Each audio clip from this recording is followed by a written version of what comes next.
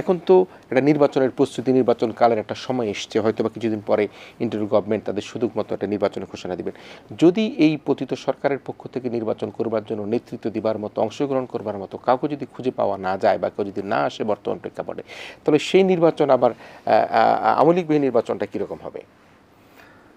সেটা দুটো বিষয়। একটা হলো যে আমি শুরুতেই বলছিলাম যে যারা সন্ত্রাস করেছে, বিশেষ করে ছাত্রলীগের কথা আসছিল, ছাত্রলীগকে নিষিদ্ধ করার একটা দাবি আছে এবং বিভিন্ন পর্যায় থেকে দাবিগুলো উঠছে।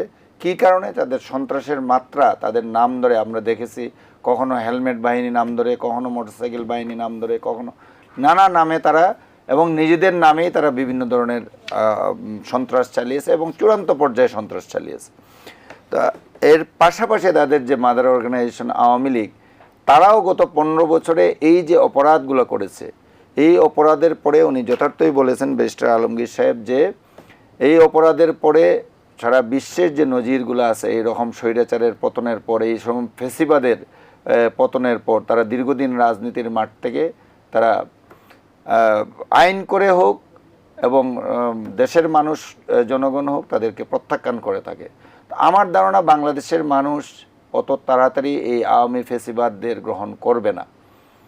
এখন সরকার তাদের নিষিদ্ধ করুক কিংবা না করুক, এবং এই মুহূর্তে এখন পর্যন্ত তারা মাঠে আসেনি, কিন্তু ভবিষ্যতে যে তারা আসবে না সেটারও নিশ্চয়তা কেউ দিতে পারছে না। কিন্তু আমি বলবো ব্যক্তিগতভাবে যে এইখানে অ্যাটলিস্ট আপনি আওয়ামী লীগকে নিষিদ্ধ করেন বা না করেন, অ্যাটলিস্ট আওয়ামী লীগের যারা সন্ত্রাসী আছে, যারা চিহ্নিত সন্ত্রাসী, মানুষ জানে, যাদের ব্যাপারে সুনির্দিষ্ট অভিযোগ রয়েছে সন্ত্রাসী কর্মকাণ্ডে জড়িত থাকার, স্বৈরাচারী কাজকর্ম করার এবং দেশের সমস্ত প্রতিষ্ঠানকে ধ্বংস করার পিছনে যারা জড়িত রয়েছে, সেটা পুলিশ প্রশাসন, দলীয়ভাবে আওয়ামী লীগ নেতৃবৃন্দ বলেন, প্রশাসনের লোকজন বলেন, তাদের বিরুদ্ধে সুনির্দিষ্ট অভিযোগ এনে তাদেরকে কাঠগড়ায় দাঁড়াতে হবে, তাদেরকে শাস্তির আওতায় আনতে হবে। এটার ব্যাপারে কোনো ধরনের ছাড় দেওয়া দেশের মানুষের কাছে গ্রহণযোগ্য হবে না।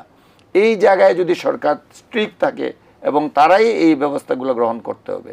এখন যারা ক্ষমতায় আছে, পরবর্তী সরকার আসলে আমরা জানি না এই সময়ের প্রেক্ষাপটে, সময়ের ইয়েতে কতটুকু এটা থাকবে। এখন কিন্তু সারা দেশবাসীর একটা ম্যান্ডেট রয়েছে এই সরকারের প্রতি যে তারা যেন এইগুলোর বিরুদ্ধে ব্যবস্থা গ্রহণ করে। নিশ্চয়ই।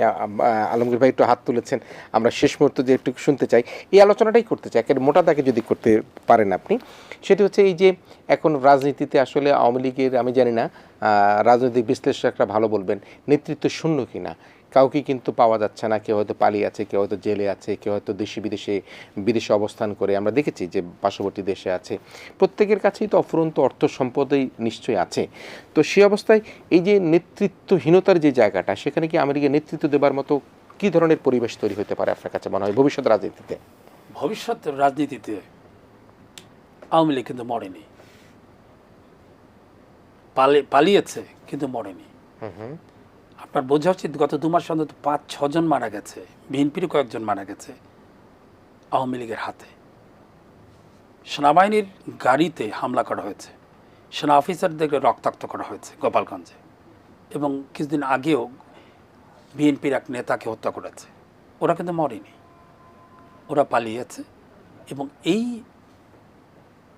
ইন্টারিম গভর্নমেন্ট এই দুর্বলতাটা আরও সুযোগ নিতে পারে।